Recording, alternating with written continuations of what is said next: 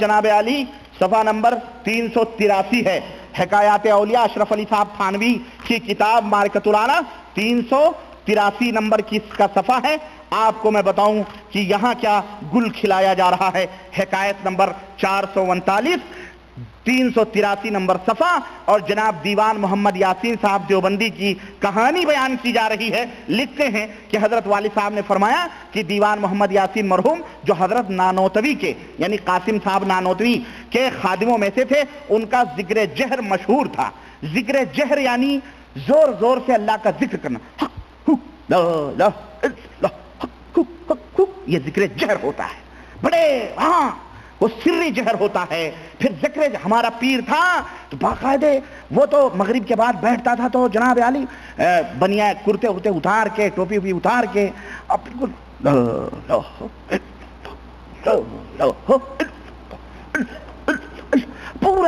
پوری مسجد گونجتی تھی. ذکر جہر ہوتا ہے.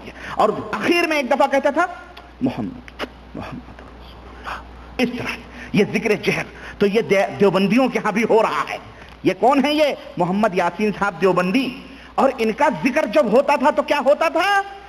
یہ ناممکن تھا کہ ان کا ذکر سن کر کوئی بغیر روئے ہوئے وہاں سے گزر جائے. جو بھی سنتا تھا سب روتے تھے. نہایت دردناک آواز میں ذکر کرتے تھے اور بہت روتے تھے. ہر وارد و صادر پر یعنی ہر آنے جانے والے پر اس ذکر کا اور گریے کا اثر پڑتا تھا اور وہ بھی روتا تھا.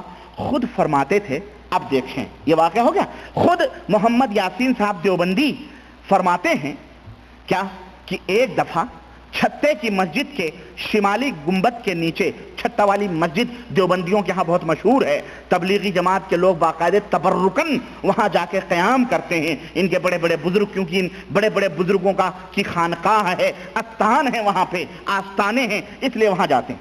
جناب علی اس کے شمالی گنبد کے نیچے کہتے ہیں ذکر جہر میں مصروف تھا کہ حضرت رحمت اللہ علیہ مسجد کے صحن میں اسی شمالی جانب مراقب اور متوجہ تھے اور توجہ کا رخ میرے ہی قلب کی طرف تھا. کون حضرت؟ یہ کون صاحب ہیں؟ دیکھیں اصل میں ایک بات میں بتاؤں آپ کو، صوفیوں کی بڑی عجیب و غریب اصطلاحات ہوتی ہیں. ان اصطلاحات کو جب تک آدمی سمجھے گا نہیں نا تب تک اصل میں بات کا لطف اسے نہیں آئے گا. اصل میں یہ جو متوجہ ہونا ہے نا، جیسا انہوں نے لکھا نا کہ حضرت کی کا جو ہے مراقب تھے اور متوجہ تھے. یہ متوجہ کیا ہے؟ اور کہتے ہیں ہمارے دل کی طرف متوجہ تھے. یعنی حضرت قاسم نانوتوی کی یہ خاص خادموں میں سے تھے. مطلب یہ ہے کہ حضرت تو کہیں دور بیٹھے ہوئے ہیں، ذکر میں مشغول ہیں، لیکن حضرت کا جو دل ہے اس دل کی جو اس کو کیا کہتے ہیں، ٹاکا بھیڑا رہتا ہے نہیں، دل کا جو ٹاکا ہوتا ہے یا اس کو کیا کہتے ہیں تعلق یا دل کی جو وہ ہے لائن، بالکل حضرت یعقوب صاحب جو ہیں یہ جنہوں نے بیان کیا ہے یاسین صاحب، ان کے دل کی طرف حضرت کی توجہ تھی. اور صوفیوں کا عقیدہ ہے کہ بزرگان دین جب کسی کے دل کی طرف توجہ فرما دیں تو جتنا علم وہ دینا چاہیں وہ ایک جاہل کو دے دیں تو وہ عالم ہو جائے، اور اگر کسی عالم سے اسی توجہ کے ذریعے سے اس کا علم چھیننا چاہیں تو اس کا علم بالکل چھین لیں اور وہ جاہل ہو جائے. یہ ہے توجہ. اب آئی سمجھ میں بات؟ ہاں، تو یہ توجہ جو ہوتی ہے یہاں تک کہ روح بھی چھین لیتے ہیں، مردہ ہو جاتا ہے. علم کی روشنی چھین لیتے ہیں، وہ جاہل ہو جاتا ہے. جاہل کو توجہ دیتے ہیں. اور آپ نے سنا نہیں اشرف علی، اما یہ تو انسان کی بات کر رہا ہوں میں. اشرف علی صاحب تھانوی نے کرامات حاجی امداد اللہ مہاجر مکی کے حوالے سے لکھا ہوا ہے کہ حضرت نے فرمایا کہ جنید بغدادی تو ایک دفعہ انہوں نے کتے کی طرف توجہ کر دی تو وہ کتا بھی ولی ہو گیا. جھوٹ بولنے والے پر اللہ کی کروڑوں لعنتیں ہوں. کتا بھی ولی ہو گیا. اور یہی نہیں، وہ کتا جب شہر میں چلنے لگا تو جن جن کتوں کی طرف اس کی نظر گئی وہ بھی ولی ہو گئے. اعوذ باللہ. ہم نے کہا حد ہو گئی کفر کی. اب ان کے ولی کتے بلی بھی بننے لگے. اما تم بے زبان جانوروں کو تو کم از کم بخش دو. سنیں تو یہ ہے توجہ. یاسین یہ دیوبندیوں کا عقیدہ ہے, بریلویوں کا عقیدہ ہے, یہ جتنے صوفیوں کے رگوں میں رگے ہوئے گمراہ لوگ ہیں سب کا یہی عقیدہ ہے. توجہ کہتے ہیں شمالی گنبد کے نیچے میں تھا اور حضرت رحمت اللہ علیہ یعنی قاسم نانوتوی مسجد کے صحن میں اسی شمالی جانب مراقب اور متوجہ تھے اور توجہ کا رخ میرے ہی دل کی طرف تھا. اب اس طرف اگر کوئی آدمی بیٹھا ہو, میں اس طرف بیٹھا ہوں, مجھے کیا پتا کہ اس کے دل کی توجہ میری طرف, یہ تو اللہ ہی کو پتا ہو سکتا ہے نا. لیکن دیوبندیوں کے پیر دلوں کی دھڑکنوں کو بھی جانتے ہیں, دلوں کے بھیدوں کو بھی جانتے ہیں, توجہ کس طرف جا رہی ہے, دل کے اندر وسوسے کس طرح پیدا ہو رہے ہیں. دیوبندیوں کا پیر, حنفیوں کا یہ پیر سب کچھ جانتا ہے. اعوذ باللہ اور نعوذ باللہ ایسے بدعقیدگی پر, اور ہم اس عقیدے کو کفر سمجھتے ہیں. ہمارا یہ عقیدہ ہے کہ رب ذوالجلال نے قرآن کریم میں ارشاد فرمایا کہ وَيَعْلَمُ مَا تُسِرُّونَ وَمَا تُعْلِنُونَ, اے میرے بندے جو تم چھپاتے ہو, جو تم ظاہر کرتے ہو, وہ میرے سوا کوئی نہیں جانتا ہے. وہ صرف اللہ وحدہ لا شریک ہے جو ہمارے سینوں کے بھیدوں کو جاننے والا ہے. لیکن دیوبندیوں کا یہ پیر توجہ کر رہا ہے تو اس دیوبندی کو پتا چل رہا ہے کہ حضرت کی توجہ میرے دل کی طرف ہے. اب اس توجہ کا نتیجہ سنو ذرا, اور آؤ آگے میں بڑھاؤں. توجہ کا نتیجہ اسی اسنا میں مجھ پر ایک حالت طاری ہوئی اور میں نے بحالت ذکر دیکھا. ذکر میں کر رہا ہوں اور ذکر کرتے ہوئے کوئی سوتا نہیں ہے. اس لیے کوئی تبلیغی بھائی یا کوئی دیوبندی یہ نہ کہے ربانی یہاں پہ تو سونے اور جاگنے کا ذکر نہیں ہے, اس لیے خواب کی بات ہو سکتی ہے. بیٹے یہ خواب کا ذکر نہیں ہو رہا ہے, یہ جاگنے کا ذکر ہو رہا ہے, کیونکہ ذکر ہو رہا ہے. ذکر جاگتے میں ہوتا ہے, سونے میں ذکر نہیں ہوتا ہے. تو جناب علی کہہ رہے ہیں کہ بحالت ذکر دیکھا. کیا دیکھا؟ کہ مسجد کی چہار دیواری تو موجود ہے مگر چھت اور گنبد غائب ہے. چھت کے اور گنبد کے نیچے حضرت بیٹھے ہیں, وہ غائب ہے, کچھ نہیں ہے, بلکہ ایک عظیم الشان روشنی اور نور ہے جو آسمان تک فضا میں پھیلا ہوا ہے. یکایک میں نے دیکھا, یکایک میں نے, توجہ دو میری طرف ذرا, بات میں بالکل موڑ پر پہنچا رہا ہوں. یکایک میں نے دیکھا کہ آسمان سے ایک, یہ دیوبندیوں کا ہے, دیکھو آسمان سے ایک تخت اتر رہا ہے اور اس پر جناب رسول اللہ صلی اللہ علیہ وسلم تشریف فرما ہیں. خلفائے اربع ہر چار کونوں پر موجود ہیں. وہ تخت اترتے اترتے اترتے اترتے بالکل میرے قریب آ کر مسجد میں ٹھہر گیا ہے. اور حضرت صلی اللہ علیہ وسلم نے خلفائے اربع میں سے ایک سے فرمایا کہ بھائی ذرا مولانا محمد قاسم کو بلا لاؤ. یہ دیوبندیوں کے بہت بڑے عالم ہیں مولانا محمد قاسم. نبی صلی اللہ علیہ وسلم کو باقاعدہ ان کا دیوبندیوں کے ایک ایک مولویوں کا نسب نامہ تک یاد ہے. ہاں دیوبند کا پتہ بھی یاد ہے, ایڈریس بھی یاد ہے, مدرسہ بھی یاد ہے, مسجد میں جہاں ذکر ہو رہا ہے سب نبی صلی اللہ علیہ وسلم کو پتہ ہے.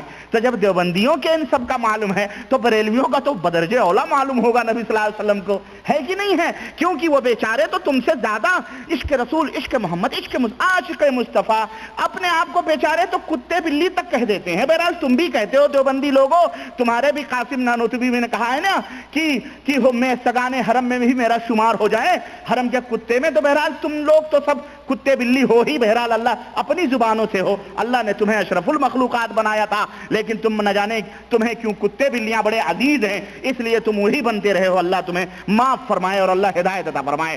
کہتے ہیں سنو تخت آ رہا ہے. حاجی امداد اللہ مہاجر مکی مدینے میں زیارت کر رہے ہیں, ٹھیک ہے, نمبر ایک. احمد رضا خان صاحب ان کے جو مرید ہیں مدینے میں زیارت کر رہے ہیں, نمبر دو. اب یہ دیکھیں دیوبندیوں کا اگلا قدم کہاں اٹھ رہا ہے. نبی تخت پہ سوار ہو کر کے باقاعدہ دیوبند آ رہے ہیں. ہاں دیوبند آ رہے ہیں, اور سنو کہہ رہے ہیں کہ مولانا محمد قاسم کو بلا لاؤ. وہ تشریف لے گئے. اب ان سے پوچھو کہ نبی صلی اللہ علیہ وسلم تو عربی بولتے تھے, تو عربی میں تو مولانا تو نہیں کہا جاتا ہے کسی عالم کو, تو یہ کون سی عربی ہے نبی صلی اللہ علیہ وسلم بول رہے ہیں بھائی. اب مولانا اللہ کے نبی صلی اللہ علیہ وسلم کہہ رہے ہیں, وہ بھی ایک عجمی ہندی کو, قاسم نانوتوی کو مولانا ہیں, یعنی نبی صلی اللہ علیہ وسلم سے بھی بڑے مولانا ہیں وہ. چلو خیر آگے بڑھتے ہیں. خیر چلو بلا لائے, قاسم نانوتوی کو بلا کر لے کر آ گئے. حضرت صلی اللہ علیہ وسلم نے ارشاد فرمایا کہ مولانا مدرسے کا حساب لائیے، دارالعلوم دیوبند کا آڈٹ کرنا تھا نبی صلی اللہ علیہ وسلم کا۔ استغفر اللہ، نبی صلی اللہ علیہ وسلم اسی لیے آئے تھے کہ دارالعلوم دیوبند کا حساب چیک کریں۔ اعوذ باللہ، حد ہو گئی، حد ہو گئی مسلمانوں، واقعی حد ہو گئی اس بد باطلی کی اور بدعقیدگی کی۔ نبی کریم صلی اللہ علیہ وسلم اس طرح سے تشریف لا رہے ہیں۔ میں سمجھتا ہوں گھپلے انہوں نے خوب کیے ہوں گے دارالعلوم دیوبند کے حساب و کتاب میں، اور پبلک کی طرف سے شور شراپا ہوا ہوگا کہ مولانا لوگ اتنا سارا چندہ آ رہا ہے دارالعلوم میں دین کے نام پر، سب ہڑپ کرتے جا رہے ہیں، ہڑپ کرتے جا رہے ہیں، اس کا حساب و کتاب کچھ پتہ نہیں چل رہا ہے۔ تو اس لیے جب پبلک نے شور مچایا ہوگا، تو میں کہتا ہوں پبلک نے جب شور مچایا ہوگا تو پبلک کی زبان کو بند کرنے کے لیے یہ واقعہ بیان کیا گیا ہوگا کہ میاں تم دارالعلوم دیوبند کے حساب و کتاب کی بات کر رہے ہو، ارے نبی آئے وہ کیا کر کے گئے ہیں، پورا سب صحیح ہے، ہاں اس لیے سب چپ رہو۔ دیومالائی کہانیاں وہ فون اٹھا کے پھر رکھ دیجئے تاکہ وہ خاموش ہو جائے، اٹھا کے رکھ دیجئے بس، ٹھیک ہے؟ اور توجہ میری طرف دیجئے، یہ کوئی شیطان ہے جو رنگ کر رہا، اللہ ہی بہتر جانے، اللہ اسے ہدایت دے۔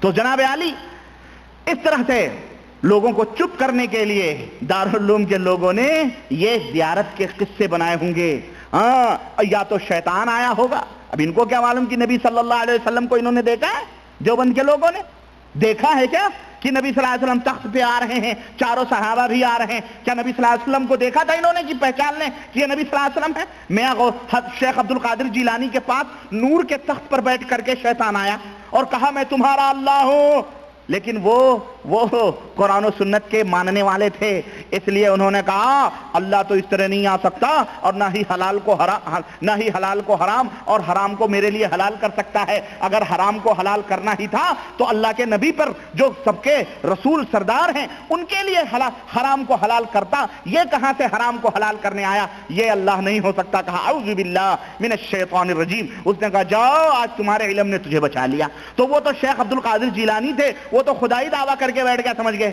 لیکن یہ بیچارے انڈین مارکے کے لوگ بیچارے، یہ تو کتے بلی کو بھی ولی اللہ سمجھ کے، ننگے دھڑنگے کو بھی ولی اللہ کہتے ہیں، یہ مادر ذات الف ننگا واللہ، اس کو بھی اشرف علی تھانوی نے ولی اللہ قرار دیا ہوا، استغفر اللہ، پاگل مجنون، ایک وقت کی نماز میں خود لکھتے ہیں اپنی کتابوں میں، اسے بھی کہتے ہیں وہ مجذوب تھے، فنف اللہ تھے، ولی اللہ تھے۔ ہم نے کہا لعنت ہو ایسے ولی اللہ ہی پر۔ اس طرح سے تو پورے ہندوستان میں جتنے ننگے بھڑنگے گھوم رہے ہیں سارے ولی اللہ ہیں، ہے کہ نہیں ہے؟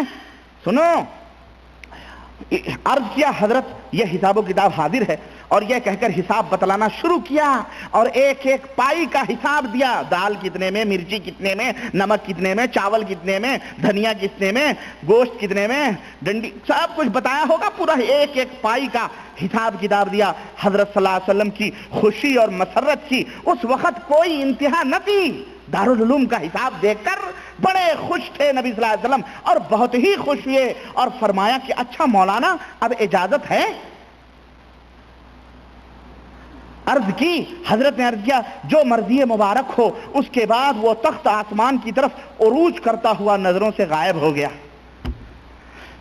بتاؤ، یہ 3 کہانیاں ہیں، ہاں میں کہتا ہوں کہ یہ کہانی جو دیوبند کی ہے یہ 4 ہاتھ دونوں کہانیوں سے آگے ہے کہ نہیں؟ ہاں